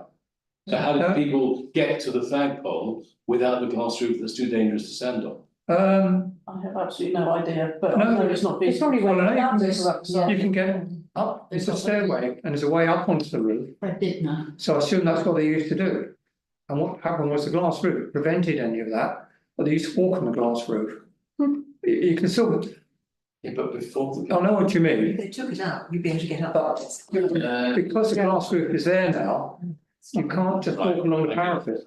Okay, Could we know the report? yes, I think let's just move on. agreed. But I propose if nobody else has. I don't think we need to propose a second, we're just noting it. Okay. To try them. I thought there was a recommendation. There was received. Yeah, we don't need to vote. There is a or no. recommendation. There is a recommendation. There's a recommendation, but Yes, okay. Recommendation, so we need to vote on it. Yes, thank you. A proposal to, for the recommendation, any, who's seconding it? Councillor Stanbury, all those in favour, please. And that is unanimous then. No, and sorry, again, I'm sorry, I'm going it again. Yeah, okay. All in favour, except Councillor Mordew, who is abstaining. we generally approve it. When we're voting against. No, we have voted on this. Agenda item number 16, a motion from Councillor Harvey. My third time, this meeting, I'm not normally putting in this many motions, but I've had a brainstorm, what we can, I guess. As we can tell. It's a simple thing. I think it comes back a little bit to the parking again. And the regime change and everything else, and the need to just keep our town, well, looking vibrant, looking lovely and everything else. There used to be the Economic Development Working Group. Many of you here would remember that, some of you won't. That kind of sort of fizzled out, really. Partly, I think, when Councillor Smith stood down from the town council, and maybe for other reasons too. Perhaps there wasn't a budget, and things just began to run out. I see there is a budget now knocking around that's going to get put into TC&E, but maybe there's scope to share that perhaps with a working group, just to look at what can be done beyond what's already been done to keep the economy and the community of Buckingham vibrant. And so I'm just asking for the town clerk to prepare a short report on this that we can look at the next full council meeting. It's not urgent. It could be delayed a few months, but I do think we need to move really forward on this. I do think we need to regenerate the regeneration working group, as it were. Thank you, Councillor Draper. I sort of feel like that would fall under the remit of the town centre and events committee. As it's regeneration of the town centre. And I feel that with time being precious to all of us, and some of us having jobs, some of us having care commitments, some of us having stuff outside of council to do. In your own words, you've already had one focus group, sorry, what was your wording? Working group, which has fizzled out. I feel as though it happens time and time again that when we have working groups, focus groups, or steering groups, that there's a lot of enthusiasm to start with, but things tend to fizzle out. What potentially we could do is look at raising this as an agenda item on the next town centre and events committee meeting, and kind of seeing how that can be put forward. But I don't think another group is a good idea. Councillor O'Donoghue. Thank you. Yeah, Lucy's absolutely right. I think this does come under the remit of TC&E, and you know, I think it could be an agenda item, and it's under that committee. Councillor Stutchbury. Yeah, well, many of the things that are in this we do. We took the decision to employ a county centre manager, which has been going out negotiating with the and brings periodic reports back to the events committee based on the time that they've got. And one of the reasons we don't get reports so often is because for various reasons, the town centre manager has been doing lots of other things throughout the summer, making sure the events take place and other things, while fitting in tourist information and running the Lay-Seal. So, but they are tasked to do that, and they have met, which is why we had this information today about the money from the community board, because that was the meeting that took place between them and and that came back to here. So they're already doing this. And also the information that we do, which was actually was Councillor Smith, I believe from memory, we took that over when Aylesbury Vale decided they wanted to shut it. So it was his initiative. So we took that on. So we are covering most of this. So I think the motion in itself is an expression of what we're already doing. If there's a need for particular focus in that, what we have been doing is having meetings with the town centre manager, which is going around seeing the shops throughout Christmas, throughout other times, and meeting them, coming back with reports. Now, reproducing that in a third place or a second place rather undermines the decisions we've taken before to actually employ someone to do it. So I think we're already coming. I think the principle that we need to do more for the town centre is absolutely right principle. Perhaps Aylesbury would give us more pro-entry. Just for the record, we spend more on towards information than Buckinghamshire Council does in their own budget. So, which says a bit about their interest in tourism, which produces 900, I think it's like 900,000 or 900 million about the economy. So I think it's an important thing, but I think, you know, I'm happy if it's amended to go to town centre events to actually work with this with the town centre manager. Okay, thank you. Councillor Chamberlain, thank you. or more difficult to get up. Actually, I beg to differ with Councillor Draper, you're wrong. It didn't fizzle out, I was on it. It was something called Destination Buckingham, and it was my first contact with the town council members. And I thought it was wonderful because it was a real rounded focus. It wasn't just about events or this, and I just thought it was a really good group. I think it only stopped. I don't know. I was just really disappointed when it stopped. Nobody told me why it stopped. But it was doing a really good job. So all I would ask is, if I take the point about no more diverse working groups, if you're going to do it again, let's find out, say what you're going to do and do something about it. Sorry, But I think. can I just come back to what Jane, am I allowed to come back to what Jane said about what I said? Yeah. Because I didn't say no more diverse working groups, just to put that on the record, it's no more diverse working groups, and I was quoting John's statement when he said that the group fizzled out.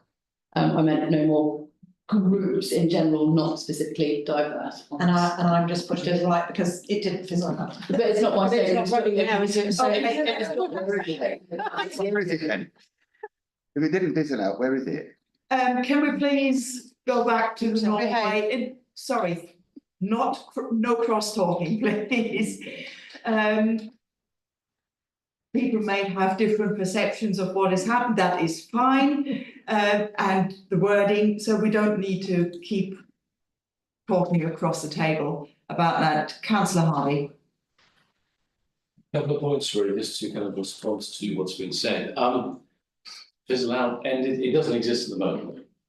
Was it formally closed down? I think it probably was, but for a variety of complex reasons.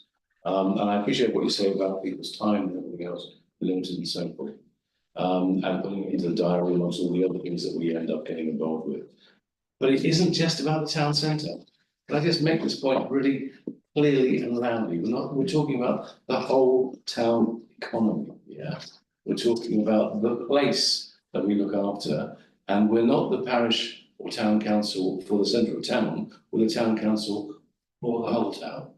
And I don't think TCE have been looking that wide in hitherto in terms, because their focus is very much, and rightly so, because that's the name of the group, upon the town centre and so on. It's not been looking at the wider economy in terms of bringing in jobs, supporting local businesses and so on, that exist in the peripheries, in people's homes and everything else. It's about more than that. And whilst I'd be very happy if we can make that more of the agenda of TCE, but if it's going to say, no, that's not part of our brief, then it's got to go somewhere.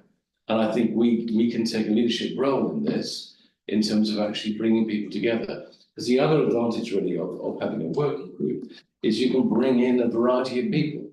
You can bring in others who are not formally town councillors. Now, right, we have one person co-opted from the Buckingham Society on the planning committee, but to my knowledge, that's the only person we have being involved in any of our committees. The problem with not having it as a working group is that it's formally then only councillors, and we're doing the very thing that Councillor Draper is highlighting, that we're the ones doing all the work. If we bring together something that's a fusion of Destination Buckingham, the Economic Regeneration Group and so on, then that enables us to bring in other people to be part of this and to share the workload so that we're not doing everything. We shouldn't be doing everything as a town council anyway. Our job surely should be to spawn and spread ideas and get other people involved and taking action as well. That's part of our job. That's what leadership is all about. It isn't just about holding on to everything, it's about spreading it so that other people take initiatives as well. So I just think that's really, really important. But if we want to have a discussion about this, we can have the same discussion in TCE. But I'll be saying then, let's be expansive in this. But if we're going to narrow the focus only on the town centre, we are missing the point on this. This is about the whole town, the whole community and the whole town and everything else, not just the bit in the middle plus events. Thank you. Councillor Cole. Thank you, Mayor. I think Councillor Harvey's sentiments are right, but this is already covered in the neighbourhood plan working group. Everything in his motion we are doing already. We are encouraging the economic development of the town, not just the town centre, the whole town, through attracting shoppers, tourists, businesses, etc. And it's not just councillors on the working group, it's also made up of people from the town, from Buckingham Society, shop owners, etc. So we're doing all this already, and we are in danger here. We're going to have 2 or 3 or 4 committees all trying to do the same job and never meeting in the middle. Okay, thank you. I would feel actually. Okay, I'll take 2 more. And then I think we should go to the council, don't you? Just to say that I know it says in the name town centre events, but we don't just focus on the town centre. And the reason that was alluded to is because it says shoppers, tourist businesses, and that is mainly in the town centre-ish. But we don't just look at the town centre. And Robin's absolutely right that we have got somebody employed to negotiate and to discuss with our shop owners and businesses. But taking on Mark's point, we don't need to be reinventing the wheel. It's already been done. Okay, thank you. Just about, actually, all the things that you want to do, we're doing in different places. Whether something was disbanded and started again, and we've got all these different groups. We've got a big job on getting the Buckingham neighbourhood plan through. Much of the stuff in the Buckingham neighbourhood plan will fulfil this ambition. At the end of that plan, when it's agreed in consultation, those recommendations will come back through the committees. It could be at that point that there's a necessity to form something to encapsulate the things that we find are missing. Doing it now will just start another conversation which won't have any influence. It's got no democratic outlet. And at the moment, we've got everything in a system which is flowing. So it could be that at the end of it, events would then make a recommendation to council based upon the information it receives from the neighbourhood plan. The events couldn't discuss parts of it because of the timing on the section about tourism and culture. We didn't get to discuss because of PERDA and different things got in the way. So we missed our opportunity to do that, and it will come back in those sections which have been worked on. And that'll come back to us after now the plan's been either agreed or not. So, and that may well drift into the new members, it may drift into PERDA. So, but the one thing won't happen, there'll always be somebody around this table who's looking after town and looking after the community. There's no doubt it will get picked up. Let's get these things done, get this neighbourhood plan agreed, get this stuff done, get the information out, as Councillor Cole said. And I think, you know, not that we're against it, we're just doing it already. Okay, thank you very much. I think at this point we can now move to the vote. Yeah. All those in favour of. Has it been seconded? Oh, has it been seconded? Have been seconded. Oh, what am I doing tonight? My apologies. So we've discussed it extensively, and is anybody wanting to second it, please? I thought it had been seconded. So I think that was my fault because I stood up and spoke and opposed it. Well, it was my fault. I should have paid attention to that. I'm clearly not on my game tonight. I am quite happy to second it now, just so we can vote on it. Yeah. So let's move to the vote on this one then. All those in favour, please. Okay. That's only with somebody who's sons. Okay, thank you. Any abstentions? I'm abstaining since I seconded it. And those against? Okay, right. So this is not carried, thank you. Right, 17, hopefully that will be more straightforward and I will not lose my way in this one. To receive question reports from Buckinghamshire Buckinghamshire councillors. Council councillors. Just to bring you up to date, I mean, I was bringing something to planning on 7/8 and the 38 agreements on the Ozy Way. I've been working on that. I now got to the position where I can inform planning at the next meeting in a proper way about what's going on there. I'm also have had another set of conversations around the archaeological find on the outskirts of Buckingham. I think a bit more of an update where we are with that progression in localities that's coming in.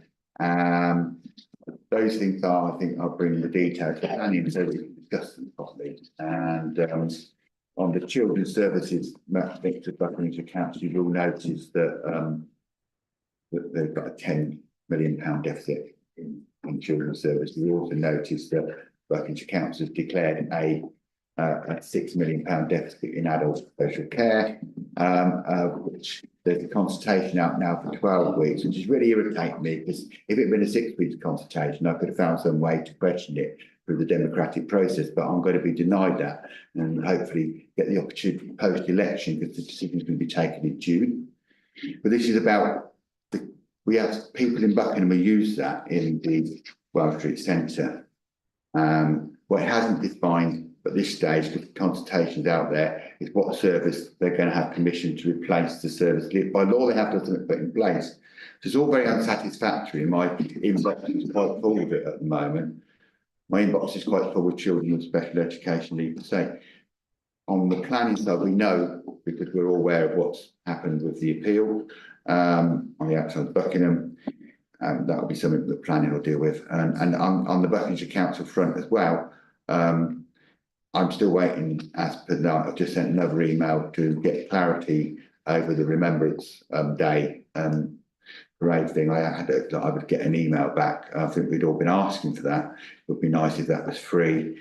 On Fire Authority, we're working through the diversity issues and the report from the HMLC, which is read the report, quite grim, and we don't need to go what's in it.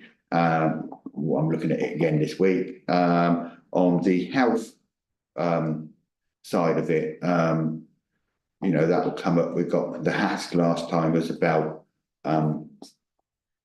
patient wound dressings, which concerns the town. And through our scrutiny of that process, we found out that Oxfordshire received the funding to do the wound dressing, but Buckinghamshire GPs don't receive the funding. It's not in the contract for the Buckingham GPs, but it's in the contract for the Oxford GPs. And I was very generous in my expression. Well, I wasn't actually. I was very point blank in my view that if it was good enough for Oxford, it was good enough for Buckinghamshire, and that hasn't been answered. That explains why they're not being paid for it, and the money sits with state mandates.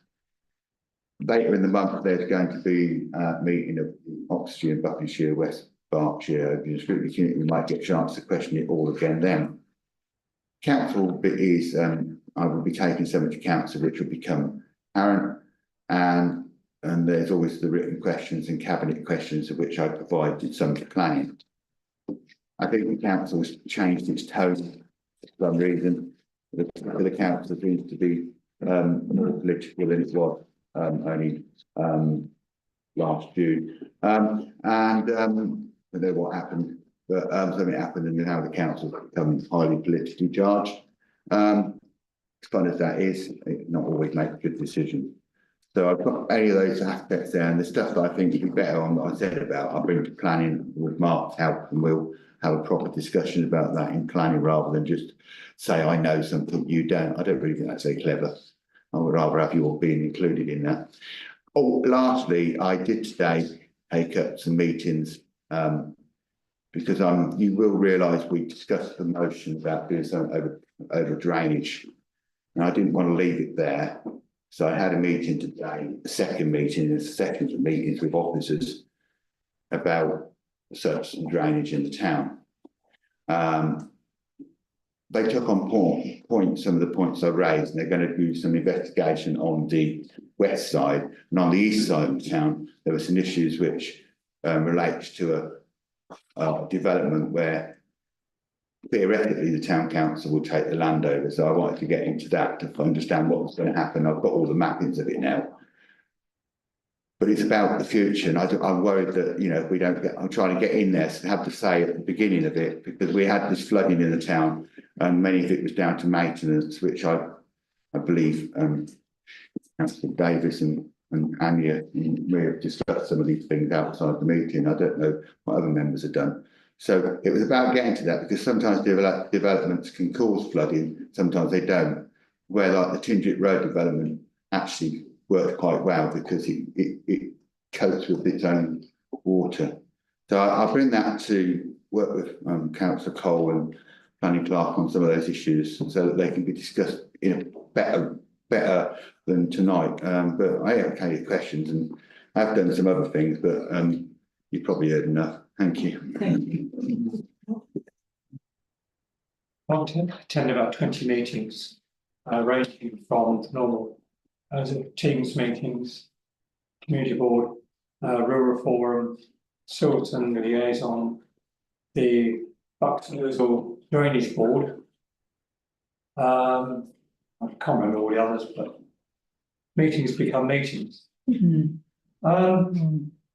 Also, we've got the Pride of Bucks Awards, which for the community board is launching. That's next week, which we're doing in combination with the Winslow Community Board. And there was also the launch of the Buckingham Hangouts, which is for what we would call an after-school club. And that's been successful. We've got a steady number of about 18 students that come after class from about 3 o'clock to 5 o'clock. That's working well.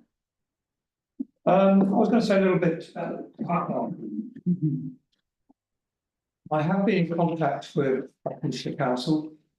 I have told them what I think about their policy, and I went on a consultation route last year, and again I gave them my opinion, and the paper was produced which went to Cabinet in February. But to give you some background facts about car parking in Buckinghamshire, there's 84 car parks in Buckinghamshire. There's 2,400 spaces, and there's worth 5.4 million visits to the car parks. 75% of the people that visit the car parks pay by Ringo or card. So cash is, and you can see it on the graphs, that is steadily diminishing. Now, off-street parking in Buckingham, there's 453 spaces. However, that is out of, let's say, 2,400. Oh, sorry, 10,998 off-street parking spaces. Aylesbury has 2,446, High Wycombe 2,018, and then the balance are made up by Amersham and Cheshire and so on. The point I'm making is that, well, the other thing before I say that is the machines. We have 5 machines here. Some of the machines are in the county are about 10 years old, and they're from about 8 different suppliers. And there is a programme to replace them. But the point is that the council or parking services does not keep us up to date with either what is going on or when they're going to replace them. And I see people who are less capable than me wandering around 5 machines to try and find one that works. And I'm like, that is totally deplorable. Short time ago, they put one yellow hood on. I think they probably run out of yellow hoods. And the rest didn't work, which was a godsend really, because if all 5 machines don't work, you don't have to pay. But if one machine works, you can be fined. And that's the rule. Wow. Or you can appeal if you like, it's up to you. I've got other information like the income, but what I don't have, the income is total for Buckinghamshire, and expenditure is total for Buckinghamshire. But what I've asked for is the split and what it actually costs. As I said, to run Cornfellow car park, there's things which we forget about. Like rates have to be paid on the car park. And that was something introduced many years ago by a particular government. And you say, well, why the hell do we pay rates on car parks? That is what the council has to do. But the one thing I like is in the report that went to Cabinet, they said they're supporting local high streets. Well, you can say a lot of words, but it's actions that matter. And what I want is action to say what is happening about the machines in the car park. Yeah. When are they going to be replaced? This has been going for 2 years. I'm told that some of the machines are vandalised because they take coins, and the coin ones are more susceptible to breaking down. However, there's only, I think, 2 machines that take coins at the moment, and the other 3 don't take coins, and they don't work either. So that argument has gone out the window. That's why people. So you can see, Cash. I'm not exactly enamoured with the service I get from Buckinghamshire Parking Services, which is why they're probably trying to ignore me. But I don't give up. Anyway, questions? So that's what I was going to say. We are taking questions. If you have your own comments on the car parks, this is not the time for it. Councillor. It was more of an addition in terms of facts about the expenditure versus income. I've got the percentage.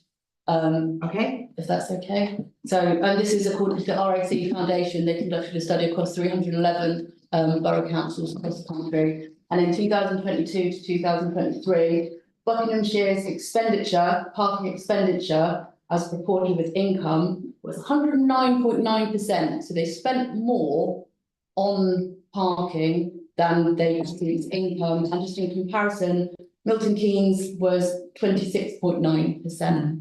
Do you have to remember that you said 73, was it? No, 109.9. No, what year? 2022 to 2023. We've come out of COVID, and during COVID, the car parks took a big knock because the income went straight down. And all these things are having to take in a scenario.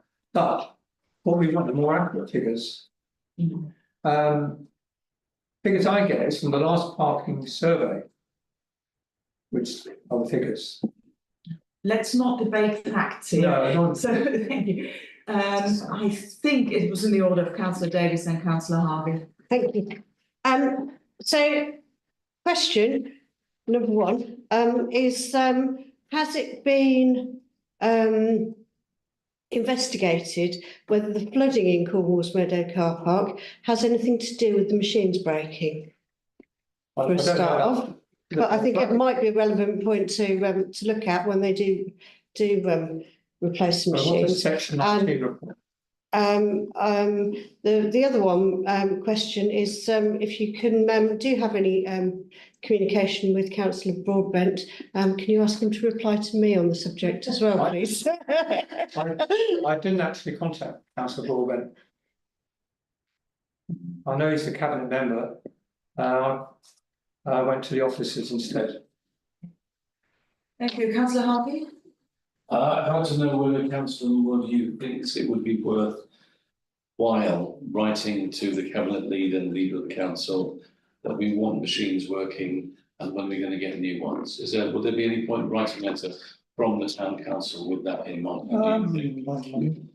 It's not for me to say what town council do. No, I'm not saying that. What do you think? Would it be worth it? I've already made the point that the people in Buckingham deserve to know what is actually happening. Replacing the machines, they cost about £5,000, I think, or a bit more than that. Plus, obviously, I just bet the installation cost.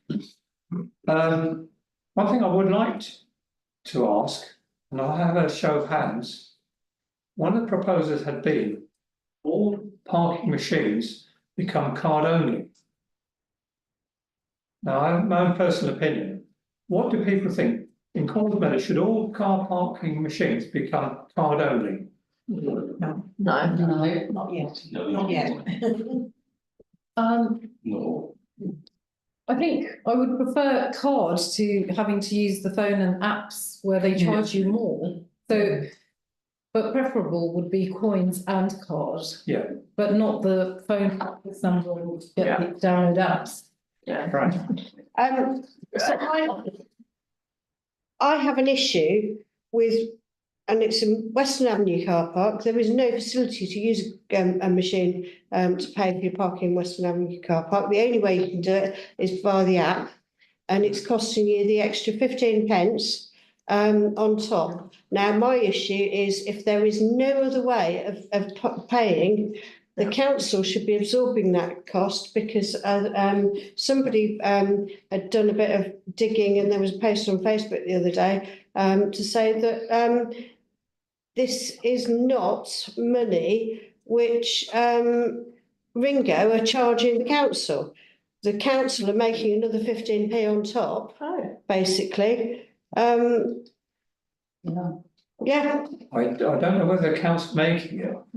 Ringo pays it to the council. Ringo pays to the council. Ringo pay it to the council. It's Ringo. No, the only profit Ringo makes, as far as I can make out from what I've seen published, is from the text messages. Okay, can we, I'm asking council to poll, and then I'm closing this one, because I think we could be here all evening talking about it. Thank you, Howard. Councillor Ralph and I attended the Highways Stakeholders Conference last week. And parking services understandably filled up much of that programme. But what we were told is the principal reason for machines being out of order is because they're out of paper. I haven't heard that one before. Yeah, because they're only out of paper if you want to get a receipt. I think genuinely we could be here all evening talking about car parking. Yeah. And therefore, no, I'm leaving the car parking. Oh, at this stage, I know you all talk about it. We have all written to the council, so have I. You can always approach me privately. Yeah. Car parking. Is there anything else apart from car If parking? you get a ticket, Sorry? you can get a ticket to park. No, I'm not answering that one. I'm on the grounds I want to incriminate myself. Thank you, Howard. I think I should, for completeness sake, and I'm not going to talk about car parking, but just give you a quick update on one or two actions that, you know, obviously like my fellow councillors, I've been attending various kinds of meetings that I think by and large you've already heard about. I have also, one thing that hasn't been mentioned yet, had to do with flooding and flood prevention. Buckinghamshire Council have announced that they had received additional funds for flood mitigation, and various projects, named projects, have been listed. And off the top of my head, I didn't make it, I can't tell you exactly what they are. They aren't in the north of Buckinghamshire. Yes, that might be, but so I have written to the Deputy Cabinet Member for Climate Change and Environment to ask whether the north of the county can at some point look forward to receiving further mitigation action. She has written back to me and said that they allocate the funding mostly where most properties are being affected. We now learn that some from a rapid response report that is going to the relevant committee on Thursday, and I think Councillor Cole is attending on behalf of the Town Council, that in fact the north of Buckinghamshire is likely, certainly Aylesbury Vale is likely to see significantly more flooding in the future with climate change. So I will hope that, you know, in future that changes. I think I had already reported at an earlier meeting that I had put a written question about the library and the changes there, and had got the standard response that basically the library flex is working fine elsewhere, and that it will all be fine. We shall see. I think those are the things that I wanted to update you on that aren't related to parking. Yes, Robin. Yeah, thank you. Yeah. I mean, I took a brief look at the flooding report and made my colleagues aware of it, because there were some issues around it in relation to Buckingham. I fancy going. It may start reading that it's a rapid response, but didn't really focus much on North Buckinghamshire, focused on the other catchment areas. It's a shame, really, because you know, they didn't get as far as Mercia. Wessex and concentrated on the other end in Mercia. So I think it's a worry when the report gets produced like that, and it's the content of the people who are at the meeting. I'm sure what they put in it, and it only leads to conclusions that these things draw of funding and analysis and where it's going to go, and if the report is taken on, go through the cabinet procedures and whatever, we won't get another report. It's when we did the sewage and drainage, and it's a question for you really, whether you agree with me that we need to hone down questions around this jointly between the three of us, because quite frankly, I don't think there's any, I don't believe, Robin, I take your point, I don't think that's a matter for tonight. yeah, but I think we need So, to get I those think, questions down. We can now move on from the reports from representatives on outside, no, Buckinghamshire. Yeah. Item 17 is done. Let's go for a point. Item 18, do we have any other reports from representatives of outside bodies that are not the three of us? Please. Okay, we move on. Climate action, climate emergency action plan, to note there are no updates on. Noted. To review and discuss the action report, item 20, thank goodness we're getting to the end of this. Yes, councillor Harvey. Just one question is, given that the King is now seemingly back on full duties, is it time to resurrect that group to invite him here at some point in the future? We put it on pause, obviously when the King went on pause, he's no longer on pause, it'll be therefore unpaused. Yeah, I think I got the gist. Lots of pauses there. Yeah. What is the view of the council? Should we resurrect that item? Yeah, okay. So Yeah.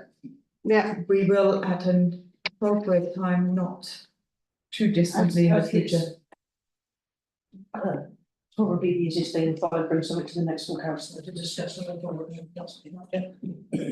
Yeah, I think so, yes. I think we had agreed to write, to ask, so why are we going to bring something back to discuss what we'd already agreed? And the reason we didn't do it is because the King was unwell. So we're going to bring it back to discuss where we want to agree what we're going to do in the first place.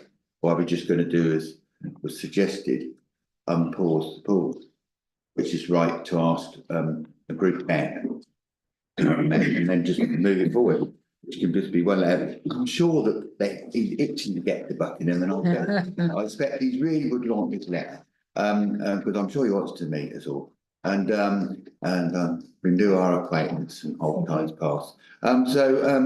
So I think it would be just right, really. I do. When we're going to meet to discuss writing what we've already agreed to do. Councillor Davies, do you want to just? I would just say that when we met with the lieutenancy, they were very clear that if we want to have any hope of being successful, we absolutely have to nail what the palace's priorities are for the year. Obviously, that was 18 months ago now, so I think it was a minimum to feel I should at least touch base with the lieutenancy and see if they had changed. Yeah, okay, councillor Davies. I was just going to say the same thing, basically. Yeah, okay, thank you. So I think it is more than just, if I may give myself the word, more than writing a letter. If we just write a letter, nothing will come out of it. So we probably, do we need to bring it back to the next council that we are asking the town clerk to touch base with the tenancy? I think if you'd like it to touch base and see where we are with it and how we're. Yeah, please. Agreed. Agreed. I mean, my uncle's still alive and used to saddle his horse. I mean, if that helps, I could. Okay, thank you. Thank you.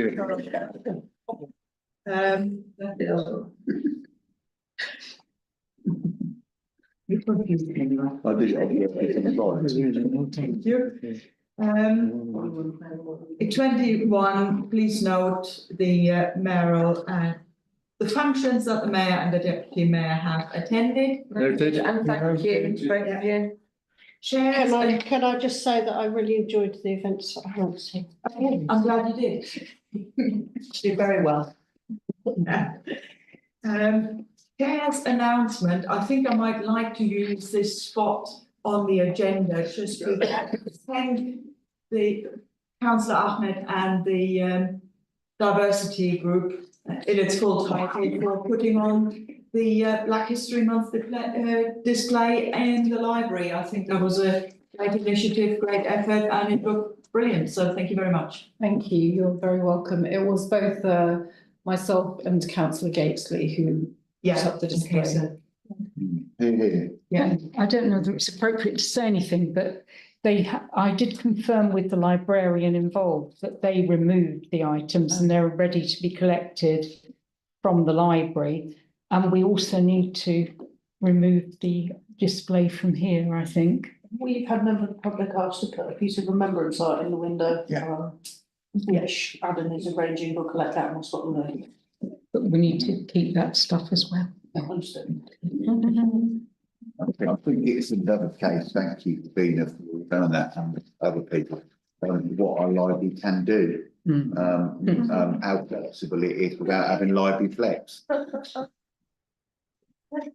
In which case, it brings me to the announcement of the dates of the next meeting to remind you that interim council is on Monday the 7th of December and full council on Monday of 16th of December.